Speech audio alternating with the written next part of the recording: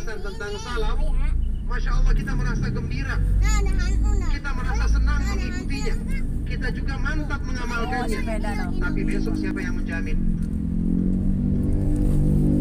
Seseorang, apalagi yang hidup di akhir zaman yang penuh dengan fitnah, dalam keadaan hati kita lemah. Innal quluba dha'ifatun, hati manusia lemah. Bahkan hati mudah berbolak-balik. Siapa yang menjamin kemudian ada seseorang yang membaca postingan tertentu atau dikirim SMS oleh orang lain, kemudian dia terpengaruh dengan syubhat karena hatinya lemah? Allah Subhanahu wa ta'ala ketika menyebutkan di dalam ayat tadi, ketahuilah Allah dialah yang membatasi manusia dari hatinya. Ini untuk mengingatkan sama kita bahwa yang namanya memenuhi seruan Allah dan Rasulnya itu harus bermula dari hati, dan manusia tidak bisa menguasai hatinya karena itu cuma dikuasai oleh Allah Subhanahu wa ta'ala. Makanya menguatkan hati dengan selalu membacakan padanya ayat-ayat Al-Quran, hadis yang sahih tentang jalan yang benar, memotivasinya untuk selalu mengikutinya. Ini perkara yang sangat kita butuhkan di akhir zaman. Karena seseorang akan binasa kalau dia tidak memiliki hati untuk membedakan mana yang baik dan mana yang buruk. Hati yang selalu dikena syubhat sehingga kabur dalam membedakan dua pemahaman ini. Inilah yang semakin menjadikan kewajiban untuk menjelaskan pemahaman sunnah di akhir zaman, menjelaskan buruknya bid'ah di akhir zaman adalah kewajiban yang semakin ditekankan. Bagaimana ucapannya Ibnu Mas'ud radhiyallahu taala anhu dalam sebuah asar yang sahih, halaka man lam yakun lahu qalbun ya'rifu bihi ma'rufan wa yunkiru bihi munkaran. Binasalah seseorang yang tidak memiliki hati, yang dengan hati itu dia bisa mengenal, membedakan kebenaran sebagai kebenaran, kebaikan sebagai kebaikan, dan mengingkari keburukan sebagai mengingkari kemungkaran sebagai keburukan. Jadi dengan kita membaca hadis seperti ini, kita ulang-ulang, kita semakin yakin, semakin mantap. Dan keyakinan itu bersumber dari hati kita. Tempat asal istijabah memenuhi seruan Allah dan seruan Rasulnya Sallallahu Alaihi Wasallam. Baik. Motongnya gimana? Oh gitu. Wa qala sallallahu alaihi wasallam fi wasfil firqatin najiyati wa qad qila lahu wa man hiya ya Rasulullah. Qala ma ana alaihi wa ashabi. Dalam hadis yang lainnya juga sudah pernah kita baca hadis ini. Rasulullah Sallallahu Alaihi Wasallam bersabda ketika menjelaskan ciri-ciri golongan yang selamat. Ketika beliau ditanya, siapakah mereka wahai Rasulullah? Maka Rasulullah SAW bersabda, ma'ana alaihi wa ashabi. Mereka adalah orang yang mengikuti pemahamanku, petunjukku, dan petunjuk para sahabatku radhiyallahu ta'ala anhum ajma'in. Petunjuk Rasulullah SAW bagi orang yang terbiasa membacanya, petunjuk para sahabat atau nukilan ucapan mereka bagi orang yang terbiasa membaca dan menukilnya, alhamdulillah jelas. Tapi pada diri sebagian orang samar, karena semua orang mesti mengaku seperti ini, mengikuti kebenaran, membela sunnah, mencintai sunnah. Bagi orang yang terbiasa mengikuti kajian sunnah, dia akan mudah membedakan. Dia akan mudah membedakan. Dari mendengar seseorang berbicara, meskipun kata-katanya indah, banyak orang yang terpengaruh dengan ucapannya, kelihatannya menyenangkan ketika didengar. Inna minal bayani lasihran, kata Rasulullah SAW, hadis Bukhari Muslim. Sesungguhnya di antara al-bayan, kepandaian berkata-kata, ada sihirnya. Tetapi orang yang terbiasa mendengarkan sunnah, mengetahui metode pemahaman sunnah, dalam dirinya akan terbentuk semacam insting untuk bisa membedakan. Oh, ini ciri-cirinya orang yang berbicara sesuai dengan sunnah, pemahaman para sahabat. Ini adalah ciri-ciri pemahaman yang aneh, tidak pernah kita dengarkan. Dia bisa membedakan. Umat Tuhan. Kenapa? Karena kebenaran itu ada cirinya, ada cahayanya yang mudah dikenal oleh hati manusia. Inna alal haqqi lanuran, ucapannya Ibnu Mas'ud radhiyallahu ta'ala anhu. Di atas kebenaran itu ada cahaya yang nyambung dengan hatinya orang yang beriman. Makanya orang yang belajar pemahaman yang benar, Apa coba? mengkaji iman, dengan itu hatinya memiliki pemahaman dasar yang dengannya dia mudah menilai meskipun dia belum tahu rinciannya. Meskipun dia belum tahu rinciannya. Para sahabat radhiyallahu ta'ala anhum ajma'in ketika mereka belajar petunjuk Allah, Rasulullah SAW menjelaskan tentang hal-hal yang berhubungan dengan iman, pemahaman yang benar, kecintaan kepada Allah dan Rasulnya yang benar, memperingatkan dari penyimpangan-penyimpangan dengan rinci.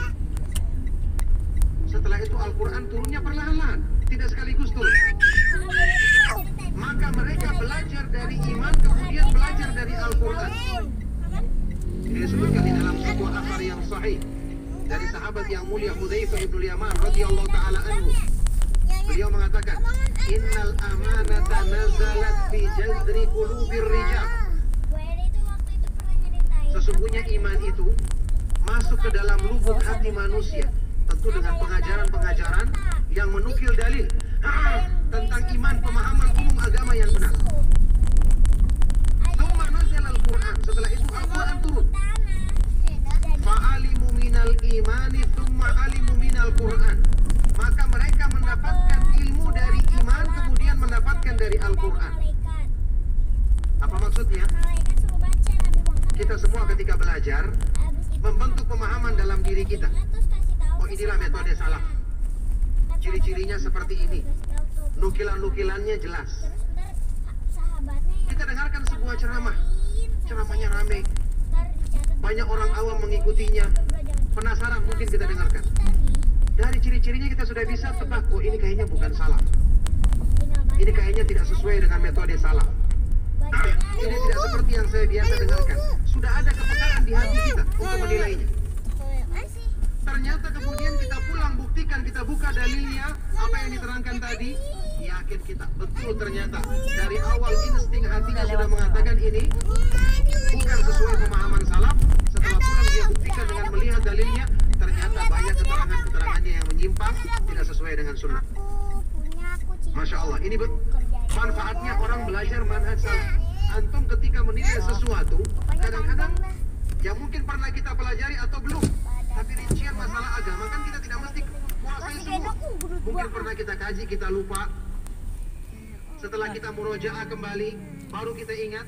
Tapi permulaannya penilaian itu adalah dari keimanan dasar kita, pemahaman dasar kita, hati kita yang bisa membedakan mana yang benar dan mana yang batil. Dengan ini insya Allah, ya, seorang hamba akan dimudahkan selamat dengan pertolongan dari Allah Subhanahu wa Ta'ala dimanapun dia berada, dalam keadaan apapun dia. Dengan dia membawa hati yang menyelamatkan dia dari kebinasaan karena dia bisa membedakan mana yang hak dan mana yang batil. Baik, wa qala Ibnu Mas'ud radhiyallahu ta'ala anhu. Selanjutnya, ucapan dari sahabat yang mulia Abdullah bin Mas'ud radhiyallahu ta'ala anhu. Man kana mustannan falyastanni biman qad mata. Ada. Ada macet. Ulaika ashabu Muhammadin sallallahu alaihi wasallam. Man kana mustannan falyastanna biman qad mata. Ulaika ashabu Muhammadin sallallahu alaihi wasallam kanu khaira hadhihi al-ummati wa abarraha quluban wa a'maqaha ilman wa aqallaha takallufan qaumun ikhtarahumullahu li suhbati nabiyhi sallallahu alaihi wasallam wa naqli dinihi fatashabbahu bi akhlaqihim wa tara'iqihim fahum kanu 'alal hudal mustaqim. Ibnu Mas'ud radhiyallahu taala anhu berkata barang siapa di antara kalian yang ingin mengambil teladan, tentu setelah Rasulullah SAW, maka hendaknya dia mengambil teladan atau panutan dari falyastanna biman qadamat, dari orang-orang yang saleh yang telah meninggal dunia. Mereka adalah para sahabat Nabi Muhammad SAW yang dipuji oleh Allah Subhanahu wa Ta'ala dan Rasulnya, pemahaman dan pengamalan mereka. Mereka adalah sebaik-baik umat ini. Kebaikan yang disebutkan di dalam hadis yang sahih dengan bentuk kebaikan yang mutlak, artinya semua masalah agama. Tidak hanya satu dalam pemahaman tertentu baik, kemudian yang lain bisa diambil dari selainnya. Tidak, mereka baik dalam semua permasalahan agama. Wa adarraha quluban, mereka adalah orang yang paling baik hatinya, berarti paling kuat imannya. Ya, sampai-sampai disebutkan di dalam hadis riwayat Imam Muslim, para sahabat ini telah mencapai tingkatan yang keimanan mereka itu ketika ada syubhat langsung dia menolaknya. Menolaknya. Ketika ada bisikan-bisikan syaitan karena kekuatan imannya, dia menolak. Ada sebagian sahabat yang datang kepada Rasulullah SAW dalam Sahih Muslim. Ya, mereka bertanya, "Ya Rasulullah, innana lanajidu fi anfusina ma yata'adhamu ahaduna ayyatakallama bihi." Wahai Rasulullah, kami mendapatkan dalam bisikan-bisikan di hati kami syubhat-syubhat yang dilontarkan oleh syaitan di hadapan hati kami, yang salah seorang dari kami merasa berat untuk mengikutinya. Apa jawaban Nabi SAW mendengarkan ini? Beliau bersabda, "Awa qad wajadtumu?" Apakah kalian telah merasakan ini, mencapai hal ini? Mereka mengatakan, "Na'am." Betul wahai Rasulullah. Maka Rasulullah SAW bersabda, "Dzaka sarihul iman." Itulah bukti kemurnian kekuatan iman. Dalam riwayat lain, "Dzaka mahdul iman." Itulah bukti kemurnian iman. Mereka lah yang paling baik hatinya, yang paling kuat imannya, maka pantas dijadikan panutan dalam beragama seorang hamba. Wa a'maqaha ilman, mereka adalah orang yang paling dalam ilmunya. Jadi caranya mencari panutan,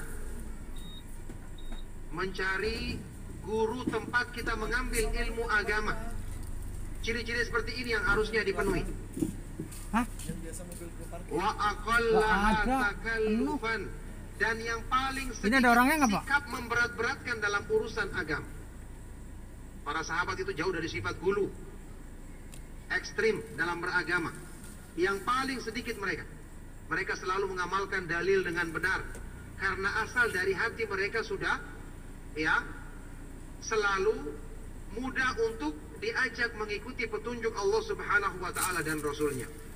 Kaumun, mereka adalah orang-orang yang dipilih oleh Allah Subhanahu wa Ta'ala untuk menyertai Nabi Muhammad SAW. Hamba-hamba Allah pilihan, sehingga orang yang mengikuti para sahabat tidak akan menyesal dan tidak akan ragu, karena mereka adalah hamba-hamba pilihan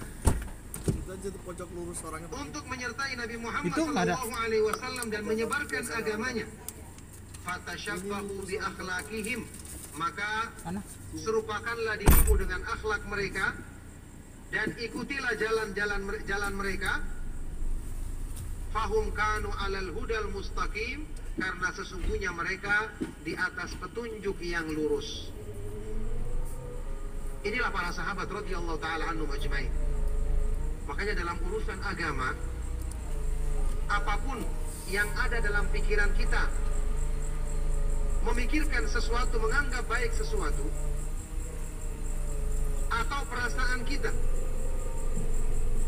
menginginkan sesuatu untuk kita lakukan kelihatannya baik, kalau tidak ada petunjuknya dari generasi terbaik, jangan diikuti pemikiran tersebut. Ingat, segala sesuatu yang menyimpang dari dalil itu adalah hawa nafsu, berarti akan menyesatkan manusia dari jalan Allah Subhanahu wa Ta'ala. Kita belajar manhaj salaf menjadikan kita terbiasa untuk selalu mengikuti dalil. Tidak terburu-buru bertindak kalau tidak ada dalil. Tidak mengikuti hanya sekedar banyak orang berbuat kemudian kita ikut-ikutan. Tidak demikian. Udah. Fala tattabi'il hawa fayudillaka an sabilillah. Janganlah kamu mengikuti hawa nafsumu. Segala sesuatu yang tidak berdasarkan dalil adalah hawa nafsu. Janganlah kamu mengikuti hawa nafsumu sehingga kau akan menyesatkan kamu dari jalan Allah Subhanahu wa taala. Na'udzubillahi min dzalik. Baik, wa qala al-Imam Ahmad rahimahullahu taala. Imam Ahlus Sunnah wal Jamaah di zamannya Imam Ahmad bin Hanbal rahimahullah taala berkata, usulus sunnati indana at-tamassuku bima kana alaihi ashabu Rasulillah sallallahu alaihi wasallam wal iktida'u bihim wa tarkul bid'ah. Prinsip dasar sunnah menurut kami ahlu sunnah wal jamaah, landasan-landasan utama berpegang teguh dengan sunnah menurut pemahaman ahlu sunnah wal jamaah.